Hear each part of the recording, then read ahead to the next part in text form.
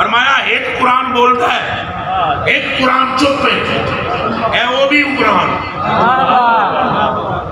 پریشان نہ ہو، ہے وہ بھی قرآن۔ او خدا دے بندے تمہیں قرآن ہاتھی چلائے لوا، اے تو پڑھ لوا قرآن ہاتھی، تو سارے آخسو حضرت کے ہاتھی قرآن ہے، کیا ہو گیا حضرت ہاتھی قرآن ہے، لیکن جیڑا میرے سینے میں چاہو تو انہوں نظر آمدہ ہے، اور آنکھو حضرت کے اندر نہیں ہے۔ وہ جو کاغذ پہ لکھا ہوا ہے اسے قرآن کہتے ہیں، جو دل پر لکھا ہوا ہے اسے نہیں کہتے۔ کیا وہ قرآن نہیں؟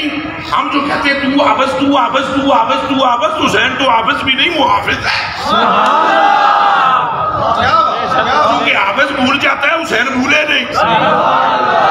وہ بھائی حافظ رمضان کے مہینے میں میوہ کھوپا کھا کے، سموسے کھا کے، پکوڑے کھا کے، کھجوروں سے افطار کر کے، لسی پی کر، میٹھا دودھ پی کر، جلیبیاں پکوڑے سب کھا کر، مصلے پر کھڑا ہو کر جب پڑھتا ہے ہوش و آواز، پھر بھی جب کھا پی کر سلامت ہوتے ہیں تو پھر بھی غلطی ہو جاتی ہے، چونکہ یہ حافظ ہے،